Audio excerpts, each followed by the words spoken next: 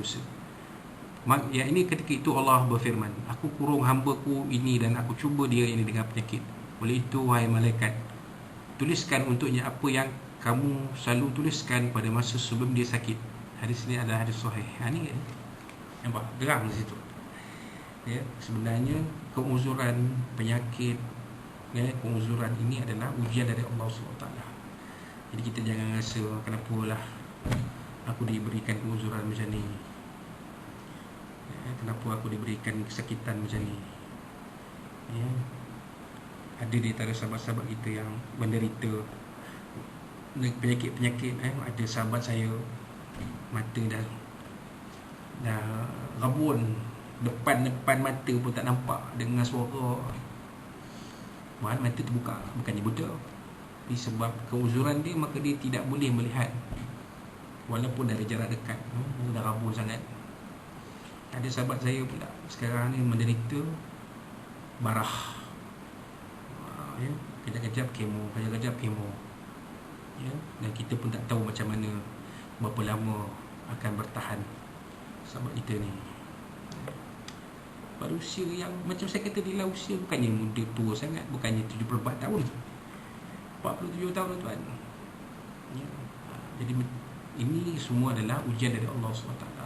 Tapi kalau kita ni jiwa kita kuat, mental kita kuat, iman kita kokoh, ibadah kita tetap sama seperti mana kita masih sihat, maka Allah Ta'ala akan berikan ganjaran yang tidak putus-putus. Falahu ajrun ghairu mamnun. Mungkin yang pahala itu lebih banyak lagi berbanding dengan pahala ibadah ketika masih sihat. Wallahu a'lam. Ibnu Hatim mentakhrijkan dari Ibnu Abbas radhiyallahu bahawa beliau menerangkan ini Hurairah mengenai ayat ini dengan wajar. Apabila seorang itu semakin tua dan tidak mampu lagi beramal yang seperti masa muda, maka Allah Ta'ala tuliskan untuknya pahala sebagaimana pahala yang selalu ia dapat pada masa mudanya. Ini dia, kata Ibnu Hatim yang dia mengambil dari Abdullah bin Abbas. Apa yang Ibnu Abbas tafsirkan tentang ayat, ya, ilal ladzina amanu wa amilus solihati falahum ajrun ghairu mamnun. Bila seorang tua sangat, ya, nak baca, mata dah rabun, memang tak boleh buat apa, semayang pun dah tak mampu, ya, semayang pun atas kursi atau semayang pun atas baring dan sebagainya. Tapi Allah Ta'ala tetap beri pahala yang sama. Gitu, ya. Setengah ahli tafsir berpendapat istisna dalam ayat ini muttasil, meskipun dalam lingkungan pendapat yang kedua. Namun maknanya terang, orang mukmin yang bertakwa tidak ditakdirkan berubah semasa tua menjadi nyanyuk. Dalilnya lah hadis yang ditakhrijkan oleh Hakim dan dianggap sahih oleh Imam Al-Baihaqi dalam tajuk cabang iman yang diriwayatkan oleh Abdullah bin Abbas.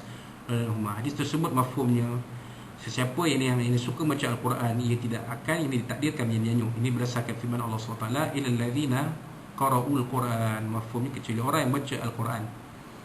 Ibnu Hamid dan Ibnu Jirir mentakhrijkan hadis yang serupa, siapa yang menghimpunkan dan menghafal Al-Quran tidak akan ini ditakdirkan menjadi nyanyuk. Jadi betul lah yang dikatakan tadi.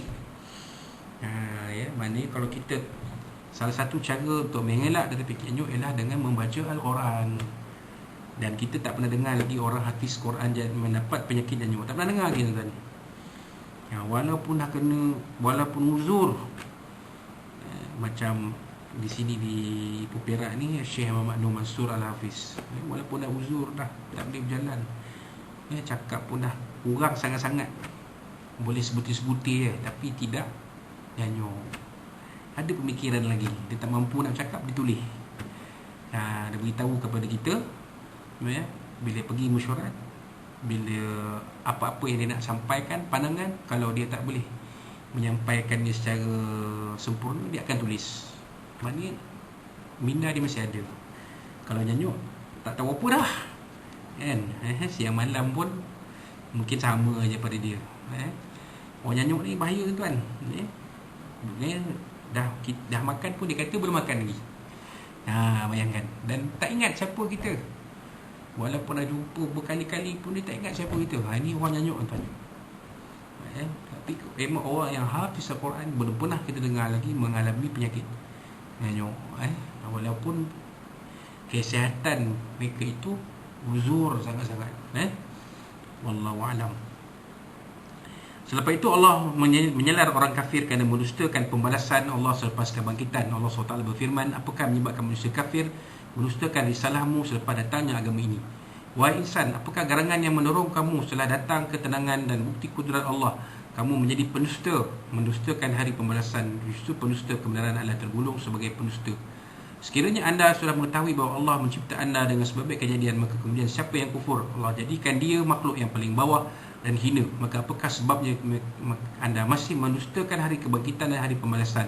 Sementelahan pula anda sudah melihat dan mengerti al-ba'dah, ini permulaan kejadian. Anda juga mengerti bahawa siapa yang mampu memulakan satu kejadian, maka pasti mampu untuk mewujudkan semula setelah tiada. Sebab itu, mengapa pula anda mendustakan pengulangan kembali kejadian manusia, wahal anda sudah tahu perkara itu suatu yang mungkin. Itu dia tuan-tuan. Jadi orang kafir ni, apabila dia mengingkari tentang sifat Allah SWT, tidak mengimani sifat Allah SWT yang boleh menciptakan sesuatu, yang boleh mematikan, menghidupkan sesuatu, mematikan sesuatu dan menghidupkan balik sesuatu, maka orang kafir ini layaklah thumma radadnahu asfala safilin, layaklah dia diletakkan pada darjat yang paling bawah sebagai manusia. Begitulah. Wallahu a'lam. Kemudian Allah SWT tegaskan hakikat keupayaan yang menjadikan semula makhluk dengan firman-Nya. Mafhumnya, alaihissallahu biahkamil hakimin. Fama yukadzibuka ba'du biddin. Ayat ke-7. Fama yukadzibuka ba'du biddin. Ini tadi menerangkan. Fama yukadzibuka ba'du biddin. Apakah pengertiannya? Maka apakah menyebabkan kamu mendustakan ini hari pembalasan sudah? Ini adanya keterangan-keterangan itu. Tu penerangan tentang ayat ke-7 tadi. Itu dia. Kenapa orang kafir ni selepas ada keterangan tu mereka tetap mendustakan kenyataan yang ada dalam keterangan dari Allah Subhanahu Wa Taala. Kenapa? Kerana mereka memang tak nak terima lah. Itulah dia sifat orang kafir, orang musyrik ni. Mereka tak nak terima kebenaran yang ada dari ayat-ayat Allah dalam ayat-ayat Allah Subhanahu wa Ta'ala. Innal ladzina kafaru sawun 'alaihim anzartahum am lam tunzirhum la yu'minun. Orang kafir ni sama kamu beri peringatan, kamu terangkan kepada mereka ataupun tidak, mereka tetap tidak akan beriman. Tapi siapa yang dikatakan innal ladzina kafaru itu berbeza. Orang yang memang menolak Allah, agama Allah SWT. Memang dia menolak, dia anti berislam. Dia anti kepada agama Islam, dia anti kepada ajaran Islam, dia anti kepada orang Islam. Inilah dia. Innal ladzina kafaru, dalam ayat yang dibaca sebentar dari ayat awal surah Al-Baqarah kan. Maka Allah Taala sebut dalam surah At-Tin ni, fama yukadzibuka ba'du biddin. Kenapa apa lagi kamu nak dustakan selepas ada diterangkan dalam agama Islam? Kenapa kamu nak tolak juga kebenaran agama Islam ni? Kalau kamu tak mengenal agama Islam, tak apa. Jangan kamu menolak kebenaran yang ada dalam agama Islam. Maka Allah Ta'ala sudahi. Kemudian Allah Ta'ala tegaskan hakikat keupayaan menjadikan semula makhluk dengan firman yang alaihissallahu biahkamil hakimin. Mafhumnya bukan dengan Allah hakim yang seadil-adilnya. Surah Tin ayat 58. Artinya Allah SWT sebagai hakim yang paling baik dan adil. Allah tidak mengenai siapa sebagai tanda keadilannya. Allah akan melakukan penghakiman besar pada hari kiamat. Baru itu orang yang teraniaya akan dapat menuntut bela terhadap manusia yang menganiayanya. Begitulah. Mana Allah Ta'ala ni seadil-adil hakim. Allah Ta'ala lah hakim yang paling adil. Salah satu nama Allah Al-Adil. Allah Ta'ala yang maha adil. Manusia, seadil-adil manusia tidak akan dapat menandingi keadilan Allah Subhanahu Wa Ta'ala. Allah Ta'ala tu maha adil, tuan. Adil Allah Ta'ala. Ada manusia Allah Ta'ala matikan dulu, ada manusia Allah Ta'ala matikan kemudian, ada manusia Allah Ta'ala jadikan sihat, ada Allah Ta'ala, ada manusia Allah Ta'ala jadikan uzur. Uzur itu kan apa? Sebagai kafarah pada dosa-dosanya. Biarlah sakit hari ini di dunia, jangan sakit di menderita dalam neraka. Wala'iyazubillah. Biarlah sakit di dunia ni, biarlah bengkok di dunia ni, biarlah bongkok di dunia ni, tak apa. Asal jangan menderita di dalam neraka, dibakar dalam neraka nanti. Wala'iyazubillah. Jadi Allah Ta'ala itu maha adil. Allah Ta'ala itu maha adil. Sebagai tanda keadilannya, Allah akan melakukan penghakiman besar pada hari kiamat. Pada waktu itu orang yang teraniaya akan dapat menuntut bela terhadap manusia yang menganiayanya. Jadi tuan-tuan, orang yang teraniaya ni akan dapat keadilan dari Allah SWT pada hari kiamat nanti. Jadi saya pesan diri saya dan pada tuan-tuan dan puan, janganlah kita mengenai sesama manusia.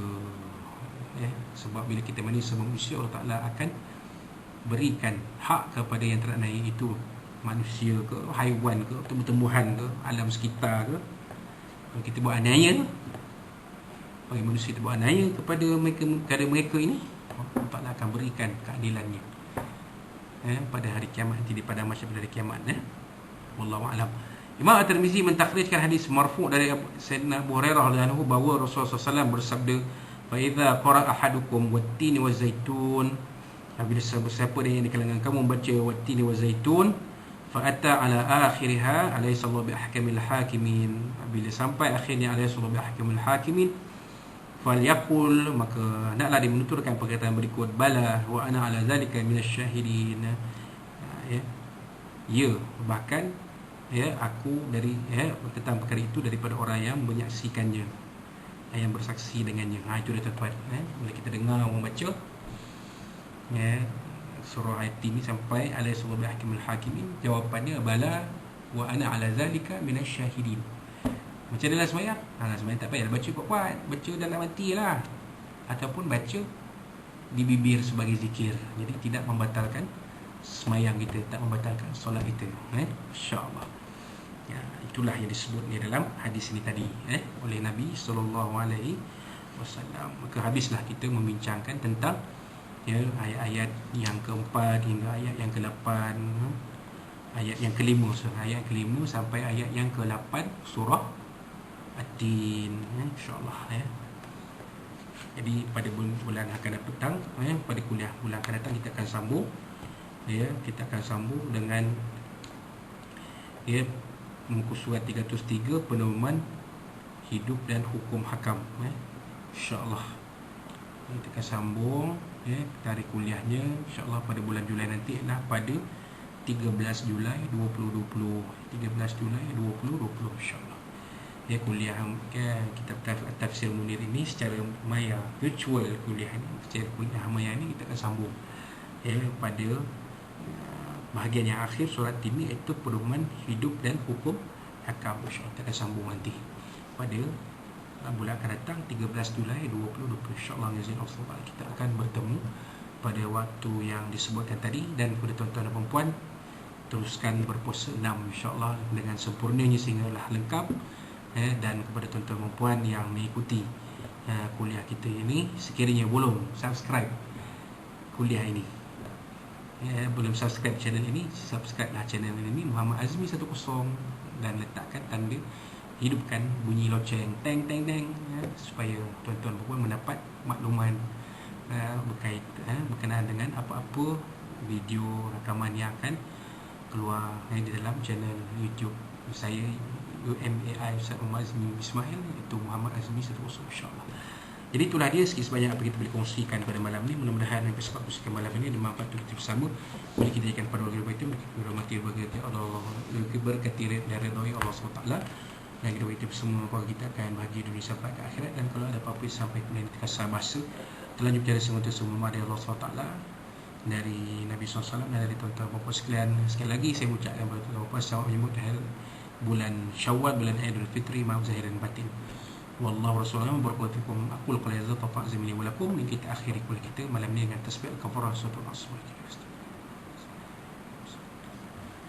A'udzu billahi minasyaitonir rajim. Bismillahirrahmanirrahim. Alhamdulillahirabbil alamin wa bihi nasta'in wassalatu wassalamu ala asyrafil anbiya'i wal mursalin maulana Muhammad wa ala alihi Allahumma arhamna bil hazan wa matafna badi tafsuma. Allahumma yajaluka fi nuhuri ana na'udzuka min syururihim. Allahumma baddil syamlahum wa farik jamahum wa shatik wa zalzal ibn muslimin bi kilabi ya qahhar ya jabbar ya muntaqim ya Allah ya Allah ya Allah. Allah min kitab wa yamjil sahab wa yazmul ahzab yazif wa sallallahu alaihi wa sallam rahmin. Rabbana zidna wa tawaffa yaqum. Rabbana atina fid dunya hasanah fil akhirati hasanah wa qina adzabannar. Rabbana 'alaika tawakkalna wa ilaikal masir. Rabbana tu'mina du'ana muslimina wa liman liqa'ana. إنك تسمع العليم تؤلنا ما لا تطور رحمنا فيها اسمنا تتنا فيها السلام آخر دعوان الحمد لله رب العالمين تقبل الله منكم منا منكم تقبل بالله والتوفيق والسلام عليكم ورحمة الله وبركاته.